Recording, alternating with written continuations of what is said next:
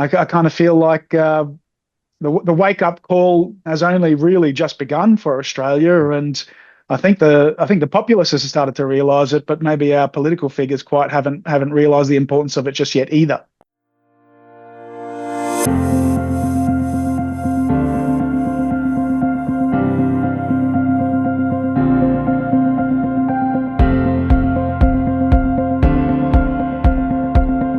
Hello and welcome to The Focus. Today we're joined by Mel Pikos. Mel is the host of Talking Tactics, a defence-focused platform breaking down military capability, force structure and strategy in clear, accessible terms.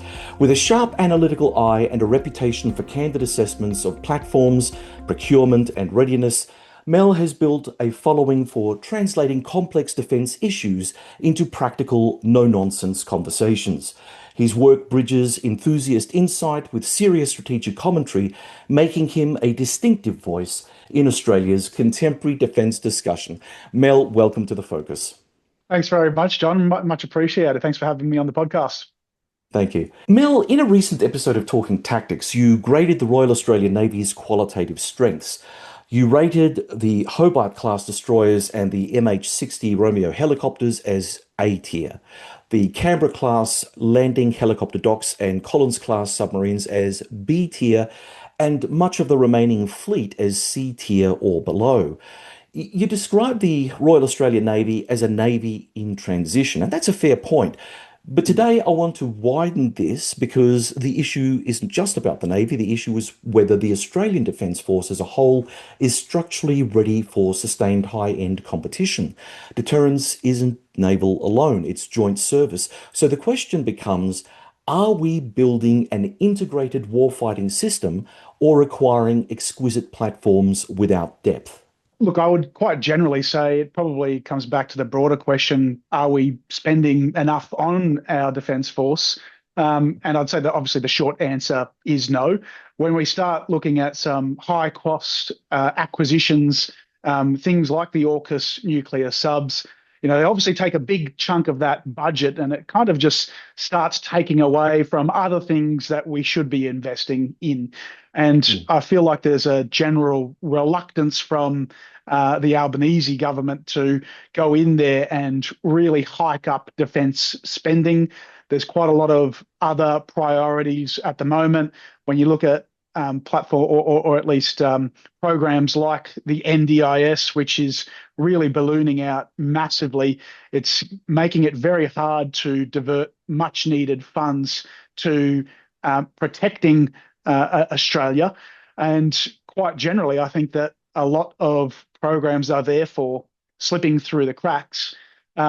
Really, what should we be trying to leverage? I would say particularly our relationship with the US to try and effectively be their forward base in Asia Pacific, which I think we're starting to do, and people are starting to wake up to the fact that hey, maybe we do need to start looking at some of these programs that help the United States project power into our region. So I think some things are being done right, but overall, I would probably give us a C plus at best. Wow, well, that's a bit of a damning indictment, I've got to say. But I do get where you're coming from, believe me. But of course, what you've just said also comes to the very heart of defence and having a defence force, and that's sovereignty. I mean, are the many years of governments kind of treating defence as the kid down the street, as opposed to a pressing priority? Have successive Australian governments effectively thrown sovereignty out the window now because we have no other option but double down on our American ties and effectively let them garrison our country because the ADF as a whole is just not capable enough of securing the continent? Look, I think there has been quite generally a decade of neglect, and we've probably taken it for granted. And I think it really does stem from a lot of people forget, but when Tony Abbott was Prime Minister, Xi Jinping came to Canberra and he presented to Parliament in 2014 And he said by the middle of the century, China will be a democracy. Yeah. We fell for it hook, line, and sinker. Mm, We took him at face value. We took the foot off the accelerator and we didn't spend what we needed to do. And structurally, that has weakened our spending. And quite frankly, it's taken us quite a few years to wake up to the fact that, oh, hang on a minute. China's just gone and built this massive, massive blue water navy in the background, yeah. all while saying that we're don't worry, we're non-threatening, we're the type of administration that doesn't want to annex neighboring countries, and we're very friendly pandas. And then, by surprise, we've woken up. We've finally woken up, and I think really it's been Donald Trump that has called to arms the rest of the world and said, "Hang on a minute, this what is being said and the actions don't marry up." So we were Mm, lulled into a false sense of security, really, from that point onwards. So I can understand why successive governments took the stance of, well, maybe defence isn't the highest priority. We're in a peaceful environment. We're very far removed from where there's conflict in the world. We had that mindset of the war on terror still for a long time, and mm, quite simply, a lot of it turned when Russia invaded Ukraine, which I believe is what 4 years now this month. yeah. Yeah. So it's a big ship to turn to all of a sudden say, hang on a minute, we were spending in the high 1% of GDP. A lot of Western European nations are now upping it to 4 or 5% of GDP.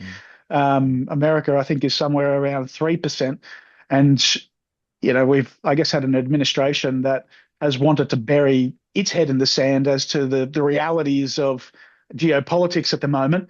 And I kind of feel like the wake up call has only really just begun for Australia. And I think the populace has started to realise it, but maybe our political figures quite haven't realised the importance of it just yet either. It'd be important for you and I to talk about it so we yep. can make people aware that, hang on a minute, these guys need some more money so we can Mm, get what we need. yeah, exactly. Look, turning to the politicians and the political equation, politicians love to rope out the uniformed people and talk tough about defense, but they never seem to be able to follow up.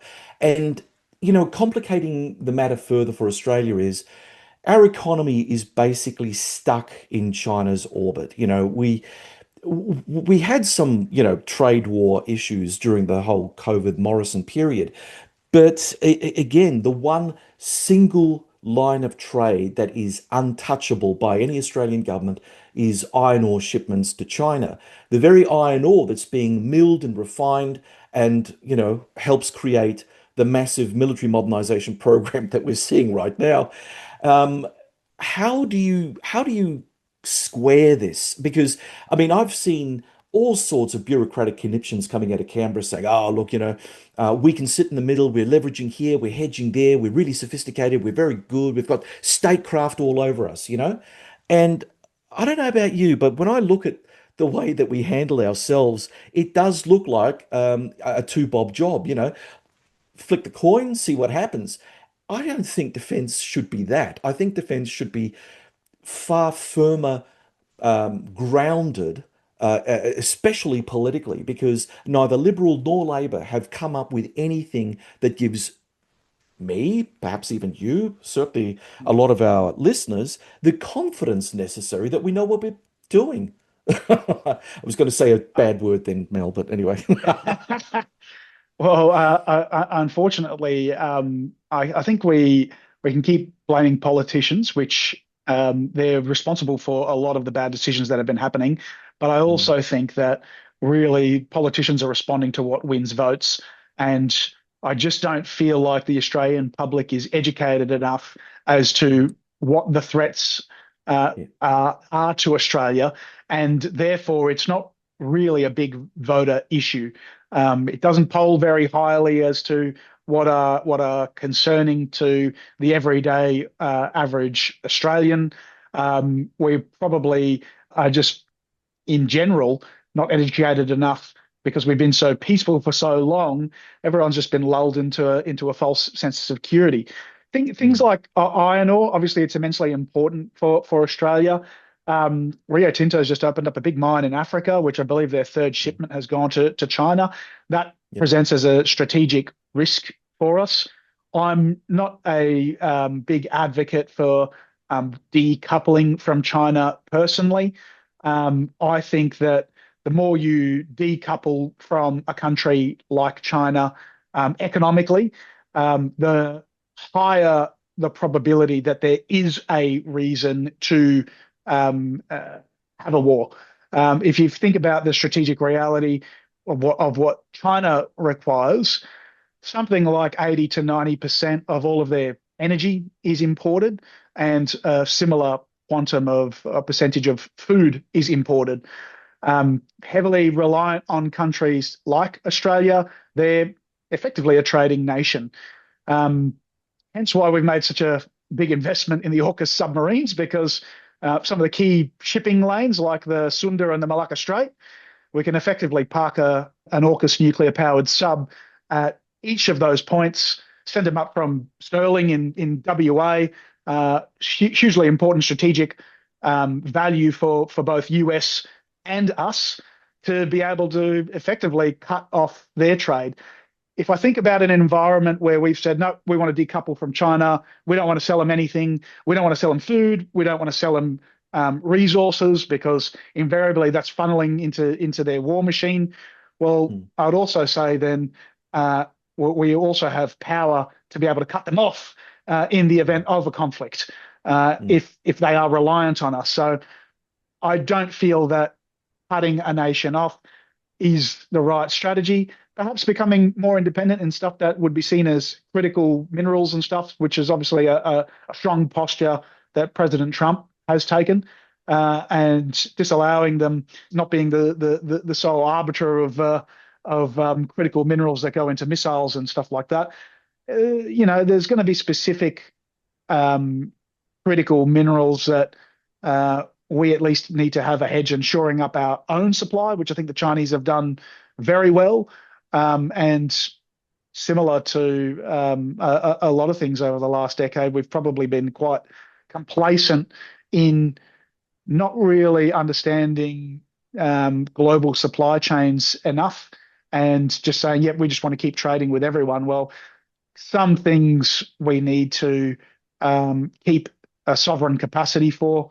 The government last year, both predominantly led by the South Australian state government, and of course supported by Albanese, bailing out the Whyalla Steelworks, Mm. supplies something like 70% of the steel for, I believe it's rail and road infrastructure in Australia.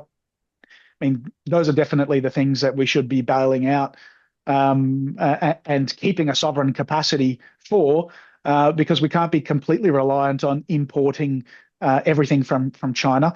There needs to be a selection of key inputs into our economy that I think we do need to be reliant on, and pay a higher premium for it and have it manufactured here in Australia. Yeah. Yeah. Well, I have to ask you this question, Mel. I mean, um, Trump. I was listening to a podcast this morning, and the people were saying that the world is obsessed by Trump. My theory is that Trump is obsessed by Trump, but that's another story.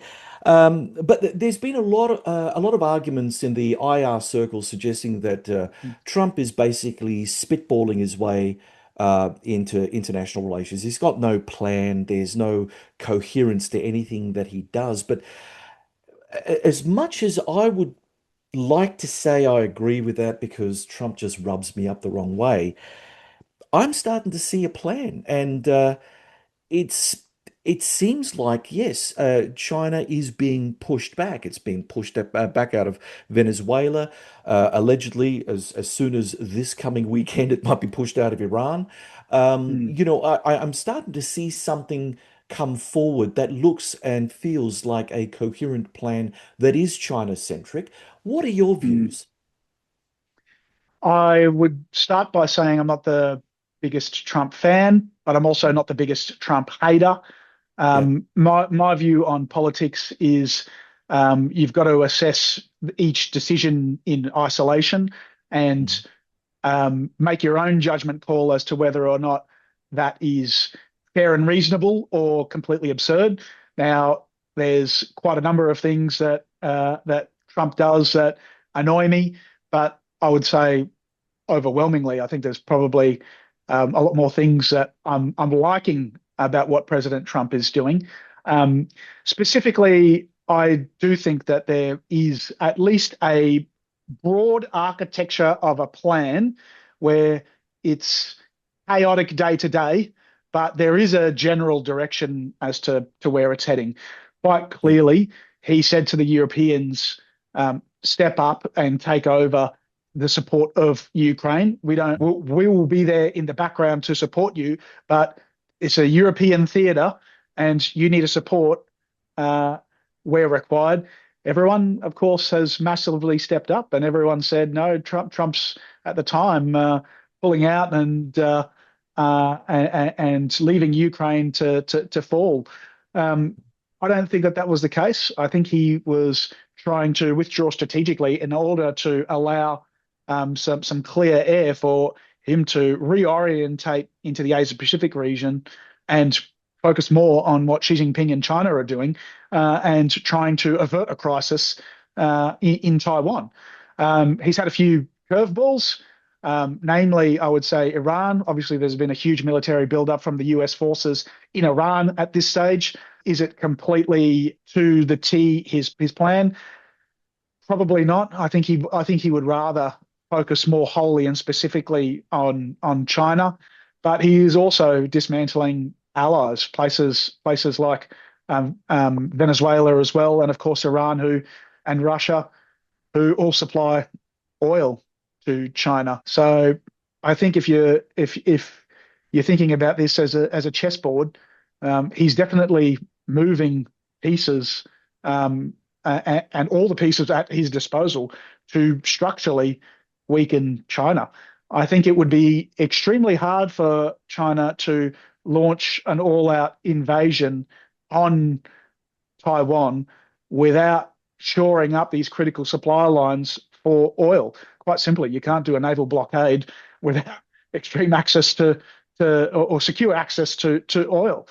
China's been obviously trying to build pipelines through places like Pakistan and whatnot, um, simply hasn't achieved what Xi Jinping would like to achieve.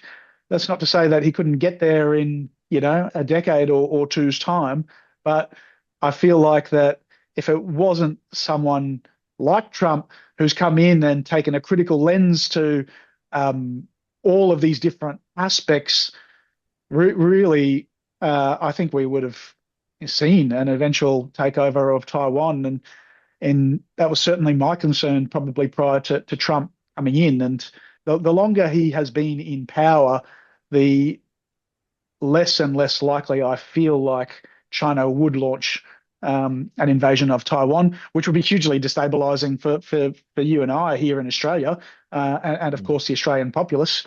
We want to do everything that we can do to help prevent that from happening, because it would certainly disrupt significantly our way of life.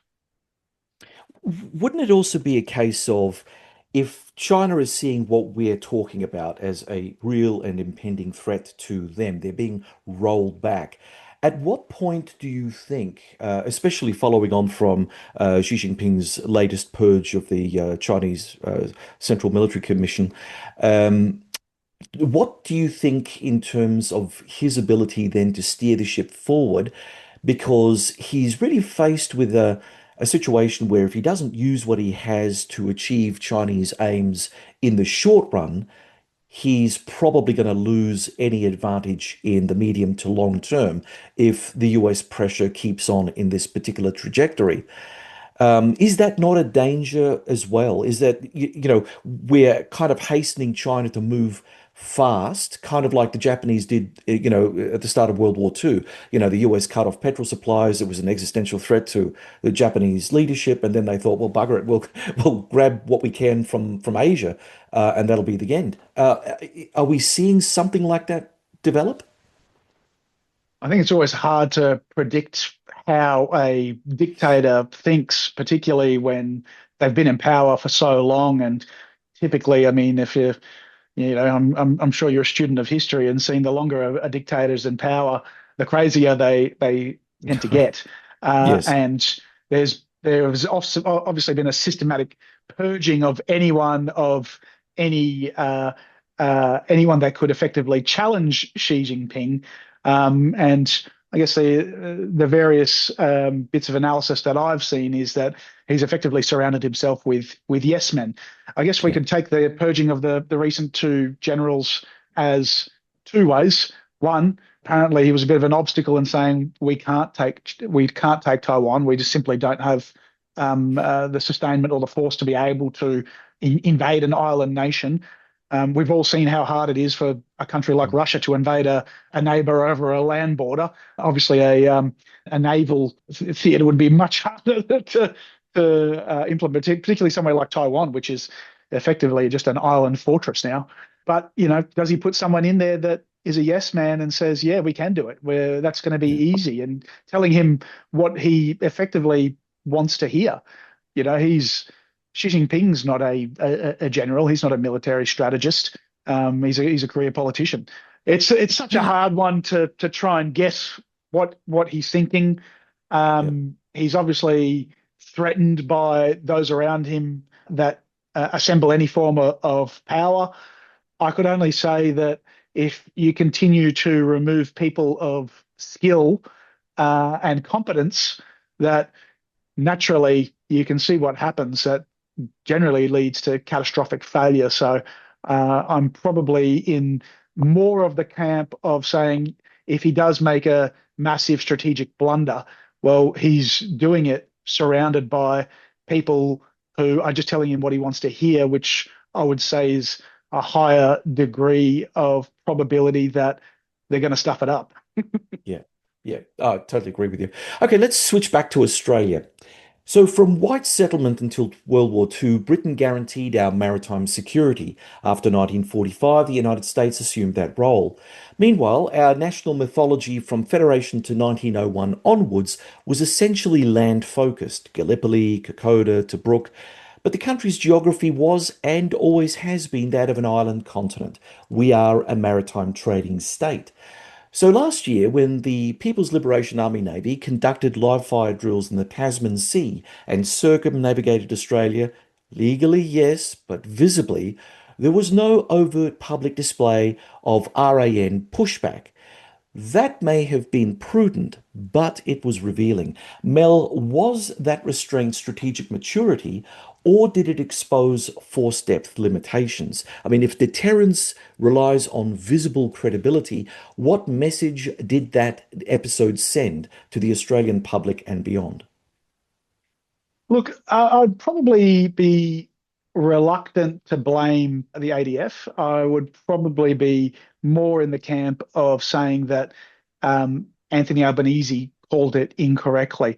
I've probably got very little doubt that um, it's highly likely he was aware when they were probably coming down from Papua New Guinea that this flotilla was making its way towards Australia. He was probably given advance notice. What do you want to do? He chose to stay silent.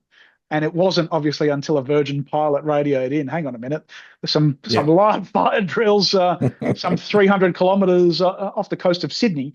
Quite clearly, it's a show of intimidation. Yeah.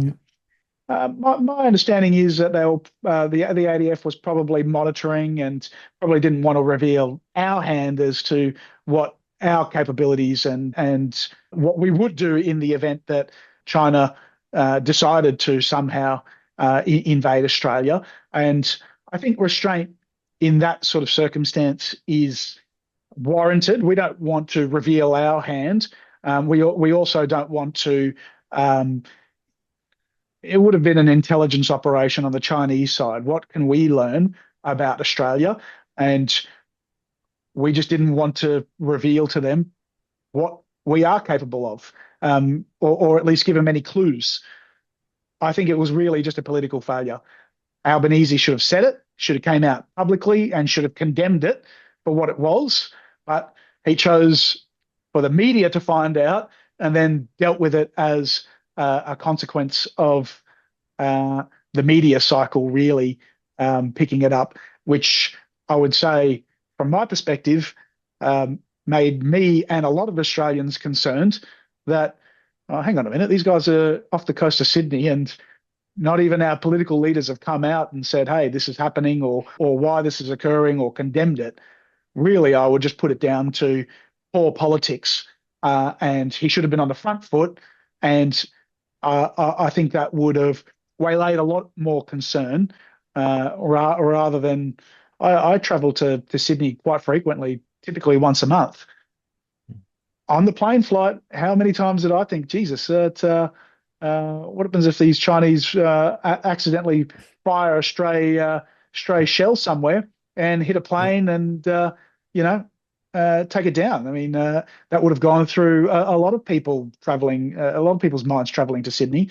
There's that Mm. sense of unease, which, of course, that's what China wants. There's a reason why they chose 300 kilometers off the coast of Sydney to undertake this firing drill. It's a show, an act of intimidation. Do you think the Australian government learnt any lessons from this episode?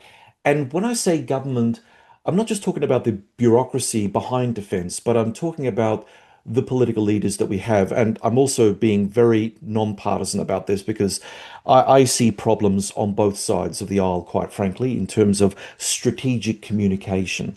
You know, governments and politicians need to be able to tell the people a story. And I don't mean that in a sarcastic way. They need to be able to narrate events. They need to control events and give this sense that they are not weak, that they are not a pushover. At the same time, they don't want to alarm the people in uniform that, oh my God, we're going to war with China. So there is a fine balancing line that needs to be struck. I just think that we may not have the political maturity for being able to strategically communicate defense related matters to the public, which then leaves the public at the mercy of hyperbole from the media, which then feeds this negative loop that we just think that Australia is incapable of doing anything, which is partly true, but not fully true. But still, it sets that sort of negative agenda, which I think is not going to help Australia, the ADF, or even the politicians moving forward. So my question really is there any evidence that we've actually learnt from last year, or are we just going to continue muddling through the next series of crises whenever the PRC decides to, have a tilt at us? The short answer is I think we're going to keep muddling through from crisis to crisis because Mm. I definitely don't think we have learnt anything. And probably if it happened again, the exact same situation would come. Um, I think the quite clearly what we're trying to manage is our largest trading partner being China. We're unlikely to decouple anytime soon unless our hand was forced, uh, which I think that the general Australian populace would be they would need to be forced to want to stop. Yeah. We love buying stuff from China. We love sending stuff to China. We're in I believe it's $100 billion trade surplus with them. So of course they're incredibly important to our economy. What would I do if I was in politics? Of course, I would want to maintain a strong relationship with our trading partner, but by the same token, uh, how do you deter a great power like China? Quite simply, have a credible defence force within Australia that is well funded, because quite clearly, deterrence comes from strength. Uh, if we upped our spending to 3% of GDP, that would be an absolute huge boost to our capabilities and the power we are able to project into our region. Effectively, isn't that how you keep a bully at bay? Know that if they know that there's a right hook ready and waiting to knock them out Mm. if they come to us, well, they're not going to fire the first shot. Yeah. So I think the solution is quite simple. We can I believe, maintain a strong trading relationship with China, but it can only be a strong trading relationship if we are willing to invest what is required to provide a credible deterrence and have strength through power. Well, again, that leads to the next thing. And the next thing, of course, is politicians will always turn around and say, we have different spending priorities. Defense isn't one Yeah. of them. Look at the NDIS, look at anything that the government puts their hand to. And you think, well, okay, well, obviously we don't have sufficient resources, financial resources in this country to boost defense spending while also keeping all the things that we know and love about the Australian government operational as well. So the politicians will always couch this as you've got a choice, public. You either have a strong defence, but that means you don't get Centrelink, or your Yeah. pensions are wound up, or, so it's always given to us as a hard either or situation. Do you think this is a wrong-headed approach by our leadership? Do you think that we can actually afford to up our defence game? And will it come at the cost of other government programs, or does it even have to? I think it definitely has to come at the cost of other government programs. Quite simply, the government is spending too much. Historically, we have spent something in the order of 23% of GDP to maintain the government. It's sitting up around 26% now, which quite simply, the government has been the single force growing our economy. And I believe if you strip everything back, it's really the NDIS that has been driving the economy, particularly in employment growth. It's been soaking up all the excess labour force available in Australia, which has created huge cost pressures everywhere. Now, what do I think needs to be done? Well, quite simply, the rorts need to stop. NDIS is a massive cash cow for a lot of people rorting the system, mainly companies. I think there'd be need to be a wholesale audit on something programs like the NDIS. It also doesn't help that energy costs are pushing up massively in this country. We had one of the cheapest power prices in all of the developed world. We can't get a new mine site approved in this country. There's too much red tape, too many hurdles.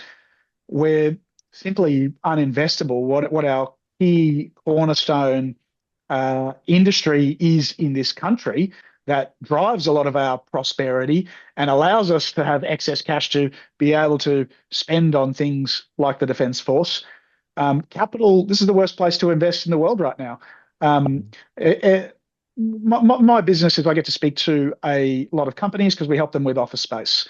So I get to speak to a lot of CEOs, CFOs, managing directors, managing partners, all people that are titans of industry and growing the economy. You speak to them and say, where's your capital going? No one is looking at opening a new mine site in Australia.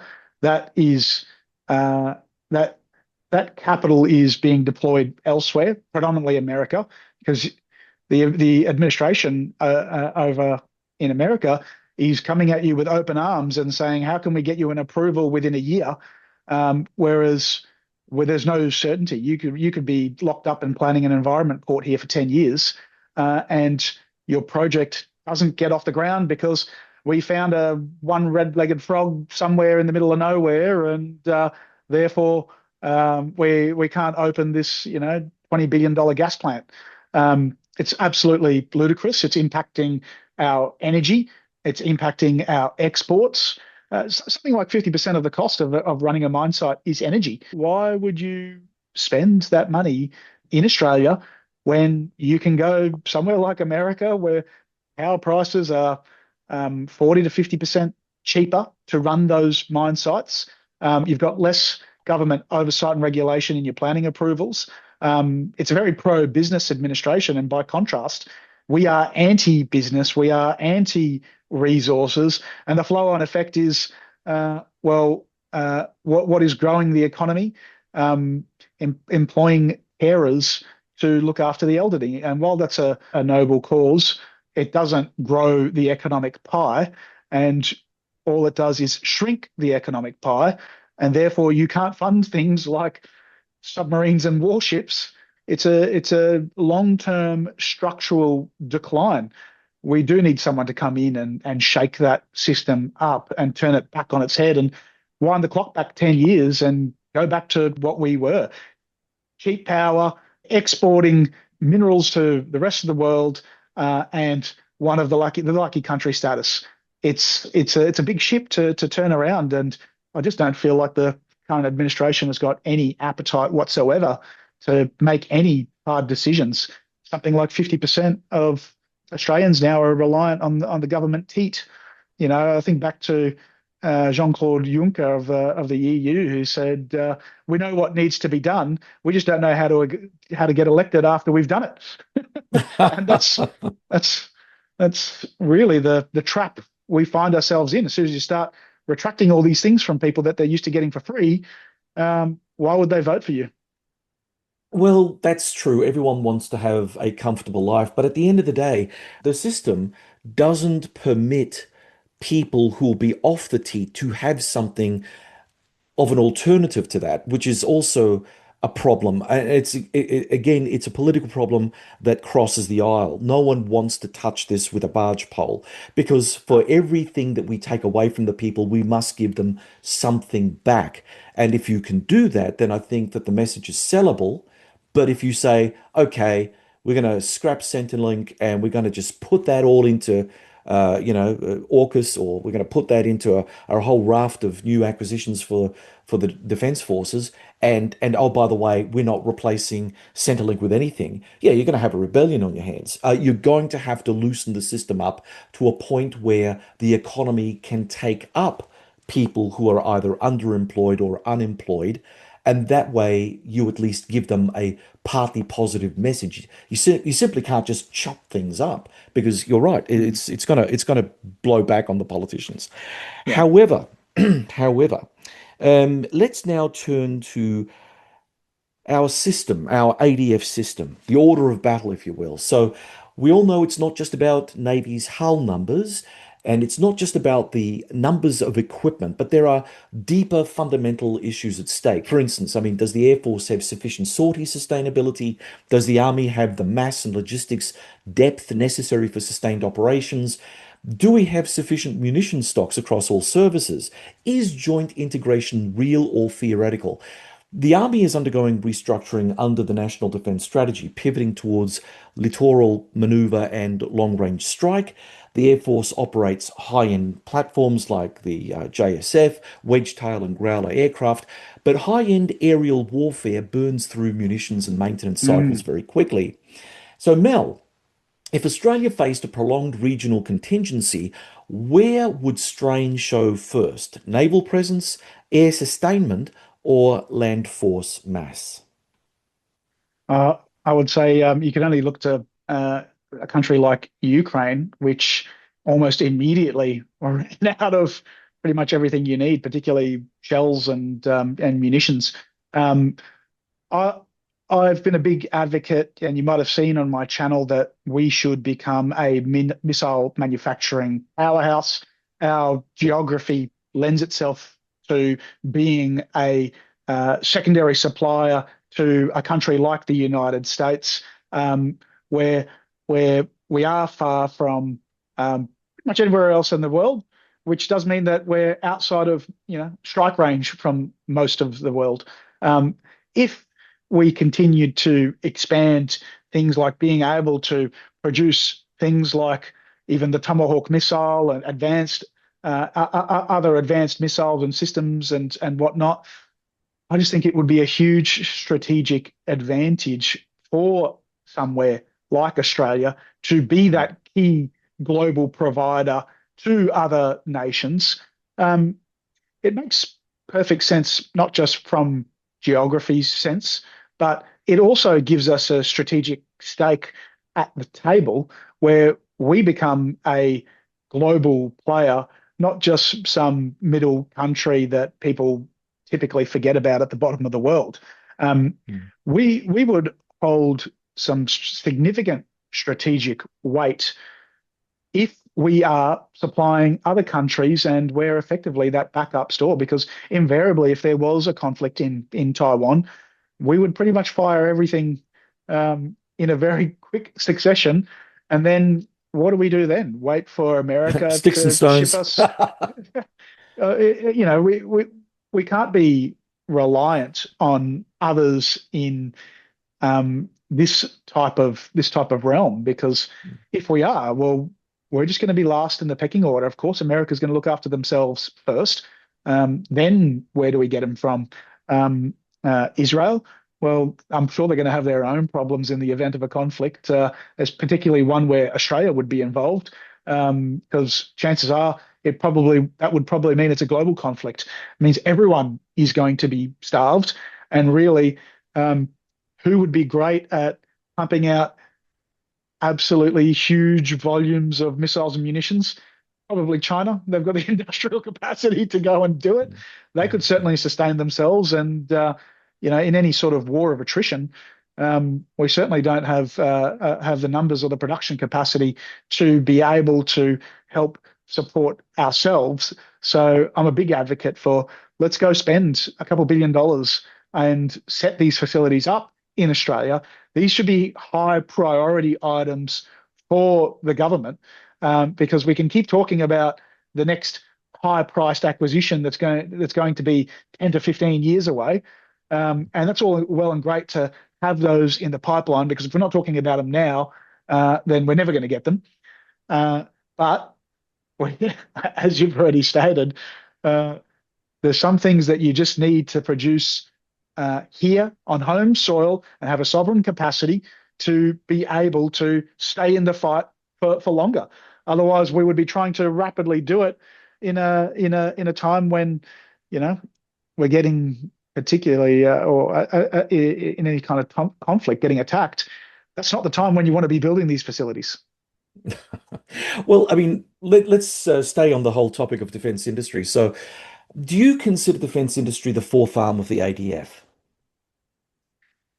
Look, I would say that it's got a couple of pillars. I mean, I think, of course, it's hugely important for the ADF, but I also think it's great for our economy, because you know, if you think about future made in Australia, um, I I buy a lot of stuff from China, particularly office furniture. For There's a lot of government incentives out there to say we should open up a manufacturing facility here in Australia to produce our own office furniture and be less reliant on the government. I can categorically tell you it would probably cost us 5 times the amount of money that it would cost the Chinese to do it, and we would be far less efficient at it. And I'm sure that would be the case for a lot of industries, particularly for consumer goods in Australia. It would just simply be cheaper just to continue to buy it from China. What should we be doing instead? Manufacturing our own defence force capabilities in this country.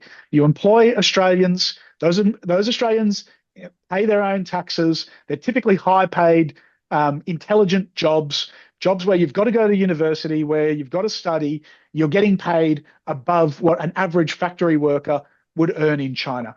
I was in China 6 months ago. I'm in China next month. I can tell you, you walk through these factories, the average wage is 800 to 1,000 US dollars per month. We simply cannot compete from that at that level. The next layer is going to be energy costs.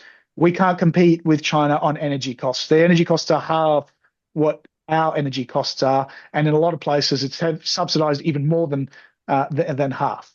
So if you're talking about your two biggest input costs being labor and energy, we're nowhere near in the realms of competing with them. Defense is a bit of a different industry. It's as we've already discussed, you need sovereign capacity. You need the government to spend and pay more for stuff to be built in Australia. It's a non-negotiable. High-paying jobs, highly skilled jobs, high taxes back into the Australian economy. This this is the future made in Australia. These are the industries that we need to be bolstering. Increasing defence spending to 3% and building largely capabilities onshore, that's an investment in Australian training. That's an investment in Australian jobs and in Australian manufacturing. And of course, it helps support the ADF. So I think it's good for all Australians that this ecosystem is built within our country as much as possible. I couldn't agree with you more. But of course, defense industry has its own set of problems, and I'm referring here to the relations between prime companies, most of which are obviously foreign based, and local SMEs, small to medium enterprises. Now, we know that in our defense industry ecosystem, it's at the small to medium enterprise level that you find a lot of the local indigenous innovation. Mm. Often these startups get bought out by the prime company, the foreign prime company, which then leads to issues of who owns what IP. And then if we're talking about, the relations that we have with the United States, and, you made mention that, it'd be great if we could actually start manufacturing Tomahawk cruise missiles, which I totally agree with you, but you and I both know, would the Americans let us? Because, they protect their IP with a vengeance, and I don't think that they'd want to have a second or third party get access to the inner workings of, one of their key capabilities, even for a good little ally like Australia. So, we've got a couple of problems here. How would you think that we be best kitted out to solve them? Can we grow an SME to become a local prime company to get people to start manufacturing more onshore products across a broader variety of defense items? I would say we need to pick our lanes as to what we're going to focus on. I don't think we can be all things to all countries. Quite simply, we just don't have the manpower in this country to spread ourselves so thinly across the board that I do think it's possible for these SMEs to grow and scale, but invariably, yeah, you are correct. Someone like a Lockheed Martin or a Northrop Grumman or a Boeing will see this local development, and naturally that is the power of the US beast and why Yeah. we should maintain our relationship with them, because at the end of the day we are in a capitalist system, and if you've founded a business and someone is willing to pay you hundreds of millions or billions of dollars for that business, invariably at some point someone's going to say, "Oh, yep, I'm ready to cash my chips in," and we can't begrudge people for that. We can only work with the system. But I will give you an example because you mentioned, um, can we get tomahawks manufactured here? I think it starts with the political will to be able to go out and ask for it. And if I go back to when Scott Morrison was Prime Minister, he had an idea. He said, "Hey, we want the best nuclear submarines in the world, and how do we get them?" He went to the US president at the time and said, "I've got an idea. Australia, we love each other. We've been in every single war with each other." He put a case forward as to why they should sell us their most sensitive technology, the apex predator of the oceans. Anyone would have told you there's no chance the US would agree to that. There is no chance. Uh, it needs to come at the very top brass. I guarantee you, if Albanese went to President Trump and said, "Hey, here's my plan. In the event of a conflict in the Asia Pacific, we need to be able to produce Tomahawk missiles because we can't rely just on you to supply them. You need to diversify your base and have a sovereign capability in Australia to be able to produce Tomahawk missiles. I am willing to put X billion dollars behind this project. Will you support it?" I would almost guarantee that President Trump would say, finally, someone's thinking the way I'm thinking, and he would see it as a further hedge against China. It just needs to come from the top. It's not going to come from the bureaucracy. It's not going to come from a general suggesting it. You need the leader of this country to put that case forward and to persecute it and to say this is what to be convincing. They need to be a salesman. They need to say, hey, this makes a lot of sense. Trump is all about deals. You need to make a deal with him. I've got no doubt that we could unlock things like the B-21 Raider as well if we just put forward the case and backed it up with spending.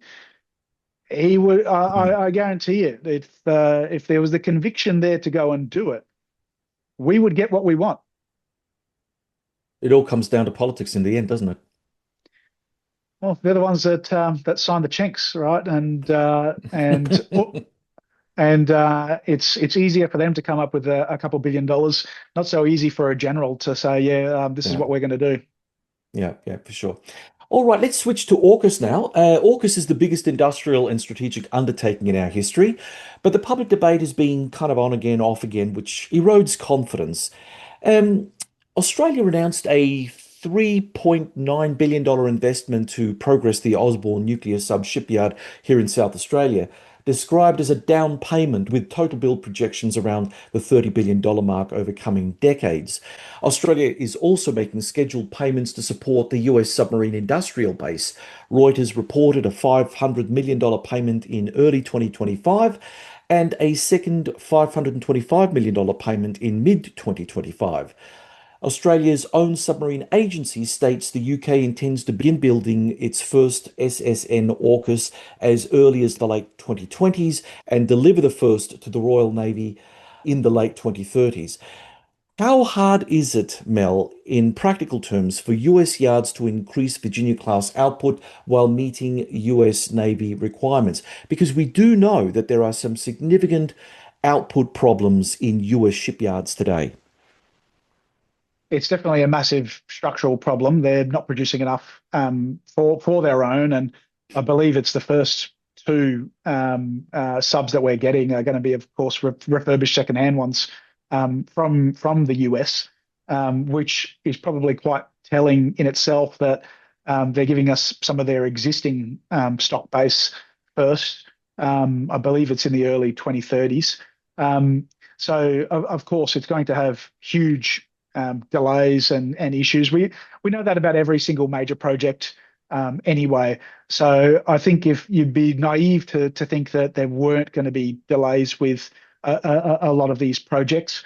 In relation to the upgrade of the two naval bases here in Australia, um, all of that spending is, of course, massive infrastructure spend for Australian jobs, particularly in construction, which, of course, any kind of infrastructure build out in this country, I think, is good things. Um, the strategic importance of both South Australia and WA isn't lost on the Americans either. There are plenty of US generals that are huge advocates for uh, uh, Australia doing this as well as America supporting it. There's been an increased marine rotation to somewhere like Darwin. Um, Everyone's identified that this part of the world is becoming more strategically important for places like America, particularly in the event that Guam is the one of the first, um, potentially one of the first places to be attacked in any conflict in Asia Pacific, and therefore, what are the alternatives for America? Pull back to Hawaii, simply quite too far away. Sterling, in particular, makes huge strategic sense for the Americans. All right, Mel. On the UK side, the Barrow shipyards are struggling with the astute run out, the dreadnought build. Can the UK ramp for SSN AUKUS on schedule, or does Australia end up having to pay to expand UK capacity too? I would say that we probably want to focus more on US industrial capacity. I don't think that we can continue to hedge all partners within AUKUS. Look, I think this is just a symptom of the developed world, right? Um, not just America and the UK, but Australia. Our industrial base for manufacturing has just completely eroded. Same reason why we're getting the Megami built, or at least the first couple in Japan. Uh, none of our countries really want to make things anymore. This is a big ship to turn, so to speak. Uh, I don't feel like Australia is ready to pivot enough. I feel like America is doing it. I don't feel like the UK is going to be anywhere near the industrial power that it needs to be to supply us. Certainly, the framework is in America is more pro business, more pro building things again. So I think that's just going to be our greatest hedge, unfortunately. So, okay, if timelines slip because of this very fact, like, one member of AUKUS just can't deliver, what's Australia's bridging strategy? Oh, we're already committed to getting two existing Virginia class subs. Mm, I think having the bases in particularly, as I said, Sterling in WA, will naturally just will leverage the existing force that the US has got of submarines, and likely, I would say there would be an increase in deployments in our region in order to be able to block the two straits I mentioned, the Malacca and the Sunda Strait. Um, mm. it would just simply mean that we will have to leverage more of the US's assets, which I would say that they would highly be likely to do anyway. But you and I as Australians, there's a certain level of pride that we have in that we want to be able to look after ourselves, certainly as much as possible, and go one better. And we're known for punching above our weight, and to be reliant on an ally like America to do the heavy lifting for us. I mean that sort of strikes a bit of a note in me to say, hang on a minute, why aren't we doing enough? Why aren't we ramping up? It feels very un-Australian to be a leaner and lean on someone else to do the heavy lifting for you. I think we need to get back to punching above our weight. Yep, yep, I totally agree with that. And mind you, in the current Trumpian situation, you don't want to be having the tag free rider on your back, right? That's No, another, no, yeah, exactly. yeah, It's just not a great feeling, right? Like no, correct. we want to be able to say we're doing more than our fair share. That's the Yeah, Australian way. yeah, exactly. Reserves across all services, um, they're not just ceremonial adjuncts, but they're meant to serve as surge capacity, like Army Reserves, Air Force Reserves, Navy Reserves. The stated aim is integration into a total workforce model, but integration must mean operational readiness, not just impressive administrative paperwork. Mel, if mobilization were required, how quickly could the ADF generate additional deployable capability across all services? Have the reserve reforms truly closed the seam between part-time and full-time service? I would say it would probably depend on the context of the war in which we are in and how strongly Australia felt that, or Australians in general felt that we need to contribute. Um, quite clearly, if China attacked Taiwan, and this is a free democracy that shares a lot of our values, I think there would be a huge surge in defence recruitment. I think that quite clearly the ADF would also ramp up its advertising spend. I remember I used to always see ADF advertising to join the reserves, join the army, the air force, the navy. I barely see any of those, and you think that uh, I've reached out to all pillars. Do any of them want to come on this channel and talk about defence recruitment? Do they want to address some of the concerns? Do they want to express where the opportunities are? The answer is no. You get crickets from them. They've been completely shut off from the rest of the world. If you look at similar YouTubers in America, they are opening up the bases. They are letting the YouTubers ride in tanks to inspect aircraft. We just don't have that level of access here in Australia, and I feel like quite generally the government hasn't been motivated to do that. That would change in a wartime scenario, though. I do think that desperate times call for desperate measures. So Mm. I do feel that in the event of a conflict, it would massively ramp up. Um, but in the current state of play, I just don't think it's a huge priority for any administration. There was an idea that I've been pitching for a while to try and get early school leavers interested in the ADF. I think there needs to be some kind of bridging program where, maybe if you finish, year 12 and you're not sure what you want to do, maybe you just go do a 3-month stint in the ADF in between potentially starting further studies or, whether that's university or TAFE. But I felt like a school leaver program where you say, okay, we'll go and do a 3-month basic training course for your troubles. We'll give you, 15 or 20 grand or something like that. Give young people a strong incentive to want to go and give it a go and be handsomely rewarded for it. And I think you would get a fair chunk of those people decide, yeah, this might be a career for me, or I might just join the reserves so that I can keep my training up, over the years and whatnot. But there just hasn't been that political willpower to address it as a key issue. Um, Quite simply, a policy needs to support both the ADF and the reservists.